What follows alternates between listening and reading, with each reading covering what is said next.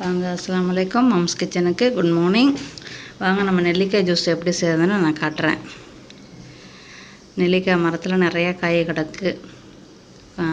கால்வாசி முத்திருச்சு, முக்கால்வாசி நான் முத்தலை. கொஞ்சம் முத்தின காயை எடுத்து உங்களுக்கு ஜூஸ் செஞ்சு காட்டுறேன். இந்த மாதிரி ஒரு கம்பை, உயரமான இதுக்கு கம்பை வச்சு ஒரு போத்தலை வெட்டி இந்த மாதிரி எடுத்துக்கிடலாம். மோப் கம்பை வச்சு நீங்கள் உள்ளுக்கு போத்தலை வெட்டி வச்சுருங்கம்மா. இந்த மாதிரி கீழே உழுகாது. உளுந்தாலும் 1-2 தான் உழுகும், எல்லாம் உழுகாது. நம்ம கையில் பறித்தோம்னா சமயத்தில் எல்லாம் கீழே உழுந்துடும். பிடுங்கலைன்னாலும் எல்லாம் கீழே கொட்டி போயிடுது. இந்த மாதிரி கட்டிங் பண்ணிக்கிறோங்கம்மா கத்திரிக்கோலை வச்சு. அப்போ வெட்டு போட்டுரும். பிடுங்கியாச்சு. வாங்க நம்ம உள்ளுக்கு போய் எப்படி ஜூஸ் செய்கிறதுன்னு காட்டுறேன். இந்த இருக்குது பழம், ஒரு கிளாஸுக்கு 10 பழம்மா. இந்த கத்தியை வச்சு இப்படியும் விதையை நீங்கள் எடுக்கலாம். இன்னொரு எளிய முறையை நான் உங்களுக்கு காட்டுறேன் பாருங்கள். மிக்ஸி ஜார்லேயே வச்சு எப்படி நம்ம சுற்றி விதையை எடுக்கலான்னு நான் காட்டுறேன். நான் இப்படியே கழுவிட்டு என்ன செய்வேன், அரைச்சிருவேன். எனக்கு விதை அரைப்படாது. அந்த மாதிரி பக்குவம் உள்ளவங்க அப்படியே செஞ்சுக்கிறேங்கம்மா. இது புதுசாக செய்கிறவங்களுக்காண்டி நான் 2 முறையை காட்டியிருக்கிறேம்மா. தெரிஞ்சவங்க நீங்கள் அப்படியே செஞ்சுக்கிறங்க. இந்த மாதிரி தண்ணியில் உப்புக்குள்ளெல்லாம் ஊற வச்சு கழுவிட்டு அதுக்கப்புறம் தண்ணியை மூழ்கிற அளவுக்கு, நெல்லிக்காய் மூழ்கிற அளவு தண்ணியை ஊற்றுங்கம்மா. இது 3 கிளாஸ் வரும். 3 கிளாஸும் போடலாம், நீங்கள் 4 கிளாஸும் போடலாம். பழம் நிறையா இருக்குது.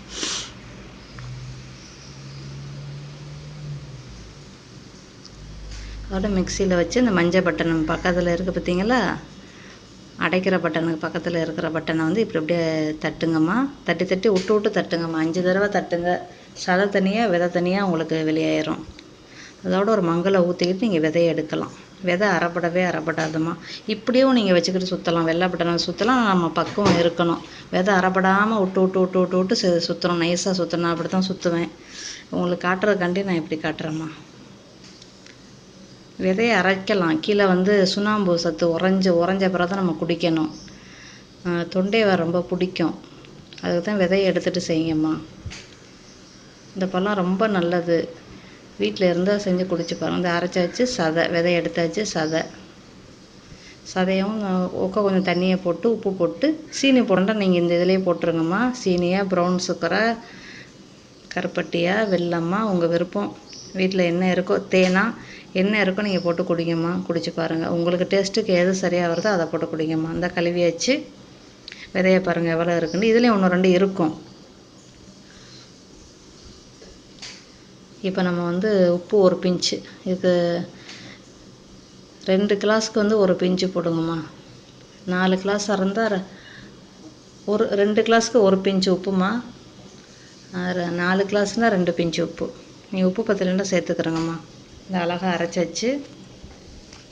அதோட வடிகட்டிடுங்க. அது மேலே அந்த வெள்ளையாக உறைஞ்சிருக்கும். அதெல்லாம் எடுத்துருங்கம்மா. சீனி போட்டு அரைச்சிங்கன்னா இன்னும் உங்களுக்கு ஐஸ்கிரீம் மாதிரி மேலே இருக்கும். அதெல்லாம் எடுத்துருங்கம்மா. எடுத்துகிட்டு ஜூஸை மட்டும் குடிங்கம்மா.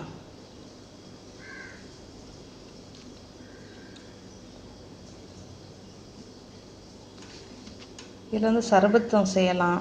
நன்னாரி சர்பத்து மாதிரி. உங்களுக்கு எனக்கு டைம் இருக்கிறத செஞ்சு காட்டுறேம்மா.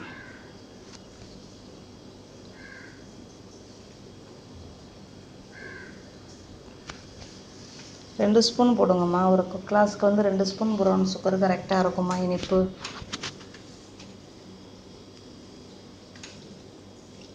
தேனும் 2 ஸ்பூன் தான் போடணும்.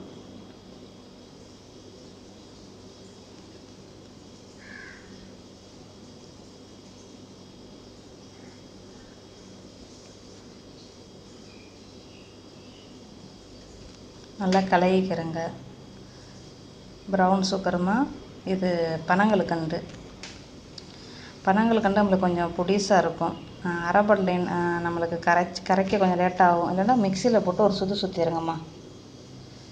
பனங்கல்கண்டு, தேன், ப்ரௌன் சுகரு, வெள்ளை சீனி நான் பாவிக்கலை. 3 ஜூஸும் ரெடி ஆயிடுச்சு. பனங்கல்கண்டை நீங்கள் அரைச்சி சீனி போட்டு நீங்கள் அரைச்சிங்கன்னா நிறைய ஐஸ்கிரீம் மாதிரி உறையும். அதை அப்படியே அள்ளிடுங்கம்மா. அள்ளிட்டு தண்ணியை மட்டும் பாவிங்கம்மா. சரி, இது எதுக்கு நல்லதுன்னு நான் சொல்கிறேன். இது ப்ரெஷர் இருக்கிறவங்க, லோ ப்ரெஷராக, ஹை ப்ரெஷராக, மயக்கம், தலைவலி, வைட்டமின் சி நிறையா உள்ளது, எவ்வளவோ சீக்களுக்கு நம்மளுக்கு நல்லது. அதில் முதல்ல இப்போ பக்கத்தில் இருக்கிற ஆண்டி வந்து நேற்று சொல்லிட்டு போனாங்க, அவங்களுக்கு நெஞ்சில் அடப்பு இருந்துச்சுமா, அந்த அடப்பு வந்து சரியாக வந்துருச்சு அப்படின்னு சொல்லிட்டு போனாங்க. அதோட தான் நானும் வந்து சரி உங்களுக்கு இந்த ஷேர் பண்ணலாமே அப்படின்ட்டு ஒரு ஜூஸை இந்த இதை வந்து ஜூஸை போட்டு குடிங்கம்மா. உங்களுக்கு சிறுநெல்லி இல்லைனாலும் பரவாயில்ல, பெரிய நெல்லி நல்லது தான். அதில் 5 பழம் போட்டு அன்னாடம் குடிங்க. இந்த நெஞ்சில் அடப்பு இருக்கிறவங்க அன்னாடம் குடிங்க. அந்த அடப்பு இன்ஷால்லாம் உங்களுக்கு சரியாக வந்துடும். ரத்த குழாய் அடப்பு கண்டிப்பாக உங்களுக்கு சரியாக வந்துடும். குடிச்சு பாருங்கம்மா. இளப்புக்காரவங்க இதை அடிக்கடி குடிக்கக்கூடாதும்மா.